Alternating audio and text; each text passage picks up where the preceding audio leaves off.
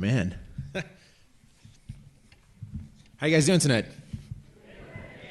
I can hear you guys. How you guys doing tonight? You guys having a good time tonight so far? Awesome. I'm good, actually. I'm great. So my name is G. My original name, I go by Guillermo. Guillermo Astorga is my original name, but I go by G mainly because people can't say my name, so it's awful. I grew up that way. But I'm here just to talk about a little bit more of as to how I got to this position and why I'm here. So I started playing guitar when I was 8 years old.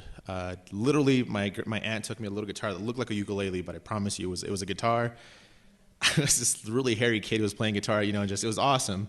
My family was really into church, and so they told me, like, the only way you can play guitar, and we'll take you to these places if you join the church choir. And I was like, all right, sure, why not? I'm 8. What else am I going to do? So I started playing guitar, with the choir. That's really where I got my practice. It's really where I got the interest from it.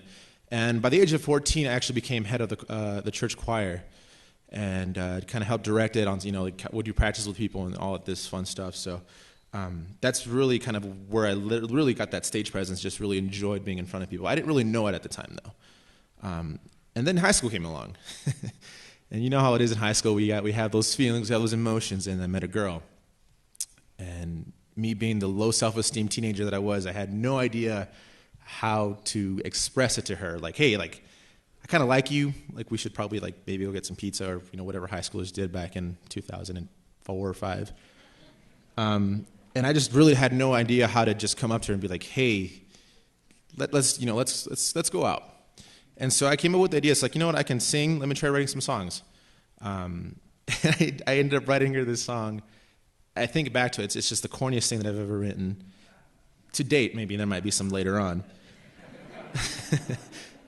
And so I sat her down in the band room, and I'm shaking, I'm shivering, I'm just like, oh my goodness, like, this is going to be embarrassing or awesome, or maybe a little bit of both.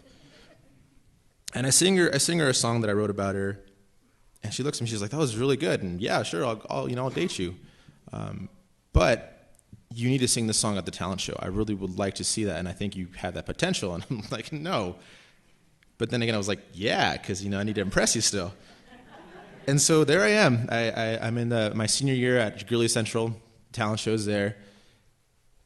And all of a sudden, halfway through the show, even before I go up, like, it's probably half an hour before I go up, the PA just stops working. No audio is working whatsoever. And all of a sudden, the coordinator comes up to all of us who still have yet to perform, like, oh my goodness, like, we don't know what to do. We need someone to go out there and just play or do something, like, whether it be drumming or this and that. And I'm just like, I'm not going to volunteer without, being able to really show with, like, a mic or a guitar. But my friend, who I guess he was a friend, he volunteered me instead. So I was just like, dude, what are you doing? But I was like, all right, fine, I'll do it. And I played my song in front of the entire school. And as soon as I was done, it was an eruption, and it was this feeling that I've only felt very few times since then. And it was just that feeling of satisfaction of I did something and people actually enjoyed it. And that's where a small seed was planted into what I am now. I'll get a little bit more into that here in a bit. Now, after high school, I immediately took a job at a bank as a teller. I worked there for 5 years, and it was crazy. Like, you have like this idea of just like, you need to make money, you need to make a living, you need to do this, you need to do that. But the more I was going into that, the less I focused on music, and the more I just focused on just, hey, waking up, go to work, come home, go to sleep, and that repetition. And the more that would happen, the more I realized my happiness was dwindling. It got to the point where I would wake up and just be like, why? Like, okay, like, what else am I going to do? Like this is a secure job. I'm living. I have a roof under my head. I have what I need. All right, let's go and just go ahead and do this. But even then, when I was at work, I wouldn't give my 100%. I would argue with my boss about like me wanting, like, I don't want to sell credit cards. Who wants to do that? And things like that. And it just got to a point where I was not happy. I had still played music on the side. I would do open mics around town, or I'd play a gig here and there. But it wasn't that thought process of just like, let's make this a living. It was just like, hey, let's step out of reality for a little bit. Now I'm I'm really known for singing Valentines. I don't know if any of you guys have seen my videos, but I go to places and I sing to people for their birthday, Valentines, things like that. And I did that on February 14th of 2014.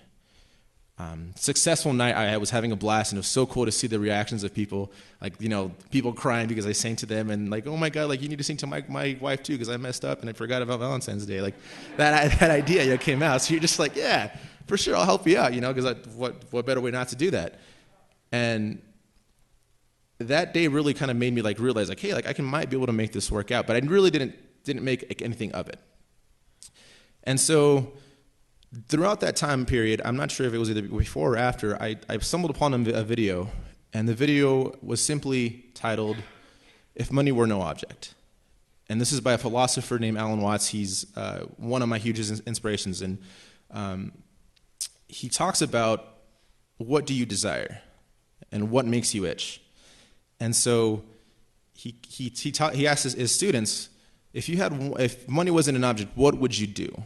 And people would be like, I want to be a poet, or I want to be a writer, or a musician, or I want to ride horses, climb mountains. And his response was, do that and forget about the money. Because if you're thinking about the money, you're simply just wasting time. And that was the moment I realized that music was what I wanted to do. And so it changed my world completely, but yet I was still working at the bank.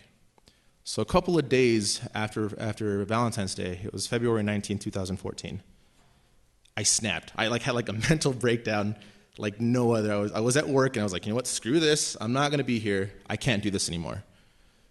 I went up to my boss. I was like, I quit.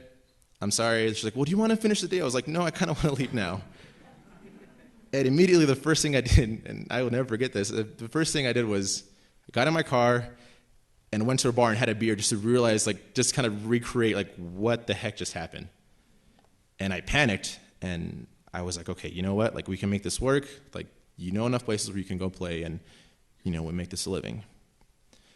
Like I said, this was on February 19th, 2014. Almost 2 days to that moment, or 2 years to the date that I quit my job. And it's been 2 years since then that I've been doing this full time. And I would not change a thing about it. I am happier than I've ever been. I know who I am. And the fact that I'm here is so humbling, that I'm making moves, and maybe I'm not what you might call success, but I'm pushing for what I want. And that's because I have a passion. I found my passion. I found that itch that I'm trying to scratch. Now, there's times, don't get me wrong, where I feel like society is telling me, you know what, you need to settle down. My parents, you need to have kids, get married. It's the way to do things, that's the Mexican culture. You should have 5 kids by now kind of thing, And so for me, it's just, I know what I want, and this is it. And, I tell myself all the time, who is to say what's right and wrong when it comes to your happiness? And this next song is about that. This one's called Who's to Say.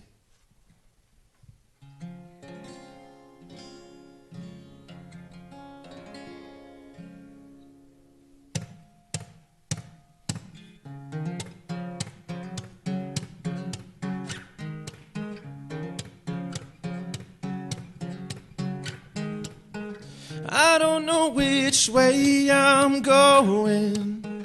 I don't know which way is home. Is life coming or is it going? Somehow I don't seem to know. Hit.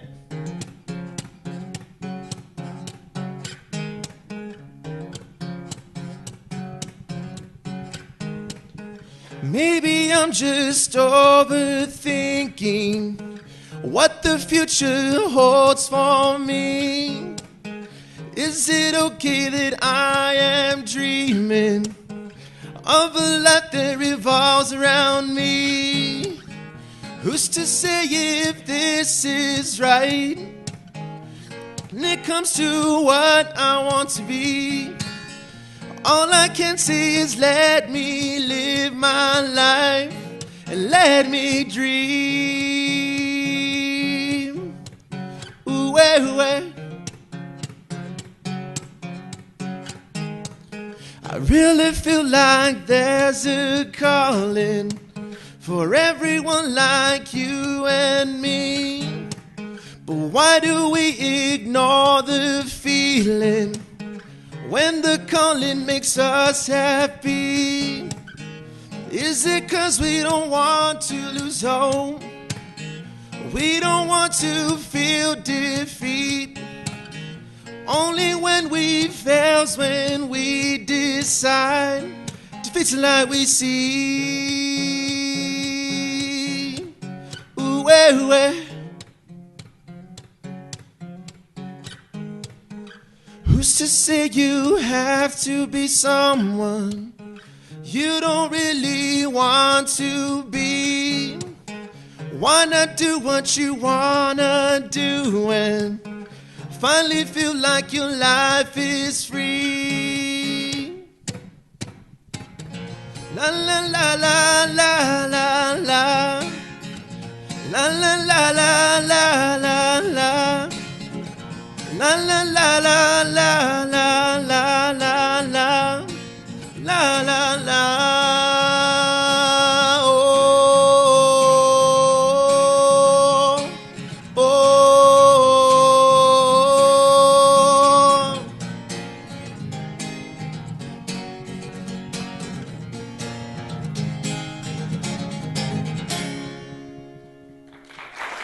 Thank you guys so much.